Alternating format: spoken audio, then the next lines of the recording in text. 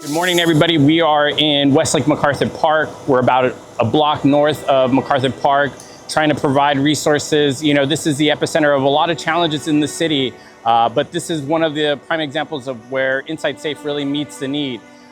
We've been able to establish rapport for the last several weeks in this community. Everyone here on this one block radius has been able to accept resources.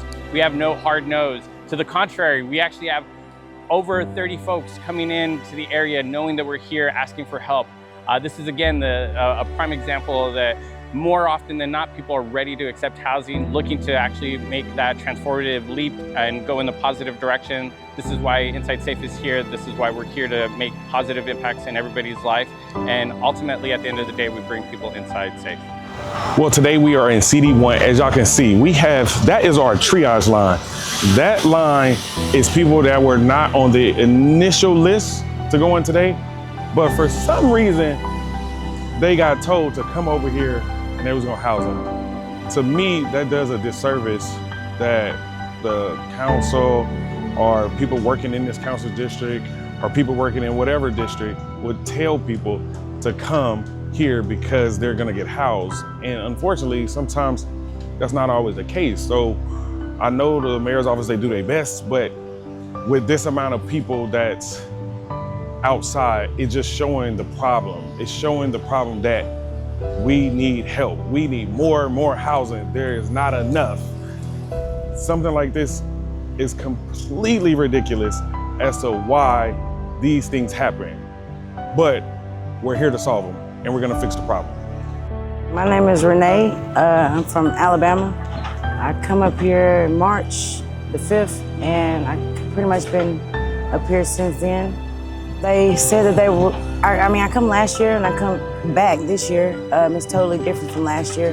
This time I come back, they fly you out, they put you in these housing or temporary housing, and this time they didn't have any food for like 3 weeks. It was 90 degrees in my room for like months, and they pretty much, regardless of what your situation is, they pretty much just throw you out here when it doesn't work out.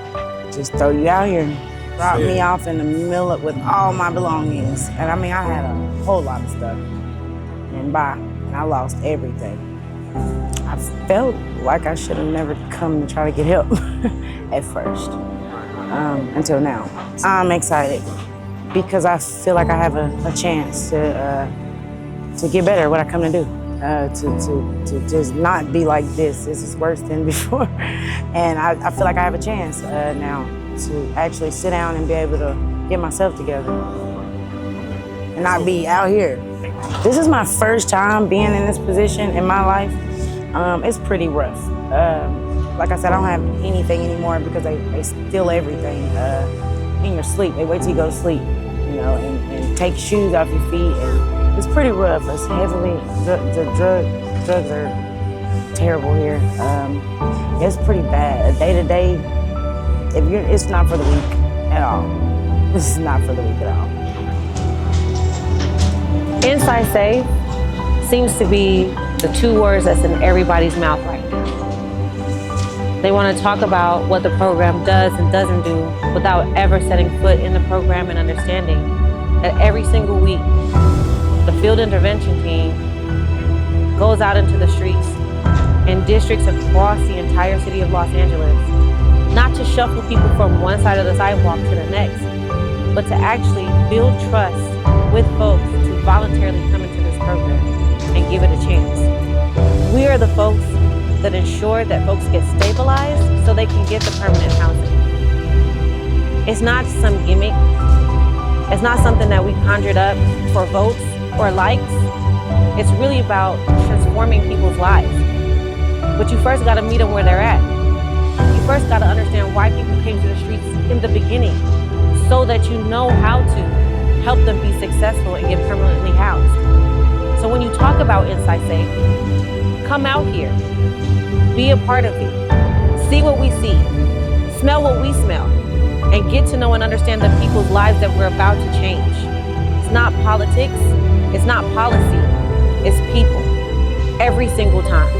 And every single time, we're gonna keep doing Inside Safes until we clear the city like we did Hollywood Boulevard, or we did Sunset, or what we've done this street here today on Ocean View, between Lake and Grandview, something that the city had never been able to do before.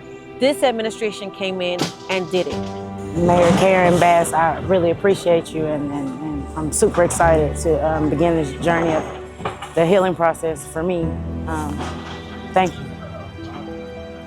As a provider, one of the things that is very important for me is the relationship with my partners and the relationship with the participants. What we're always trying to do is build that relationship. Build the relationship here because the relationship brings trust. Trust is what we're about. That's why we come out here week after week. That's why we feed on Skid Row. That's why I chose to partner with the mayor's office and the Inside Safe program. Inside Safe has been a staple week after week. And what we don't see, every week we show y'all how we're cleaning up the streets. But once that happens, now they come live with us for however long that they need to, whether it's 3 months or 8 months. During that process, we're getting documents, we're getting IDs, we're getting socials, we're getting the verification of disability because that's our job. We're also building trust. Out here on the streets, there's so many different elements going on and we can't control exactly what happens. But what we can do is do our best for people. But once they come in, they're with us. Now they're part of us. They're not just another person out there on the streets. No. They're with us. That's what you don't see. And I'm telling everybody to come in. We see what the mayor's office is doing. We see the encampments gone. We see the clean streets. But now I want y'all to see how we're changing the lives because that's what they remember. They know my staff. They see them, they talk to them, they high five them. My staff love on them. And we tell a good story. So today we're finishing Operation 139. But this is just the start for everybody else that came in.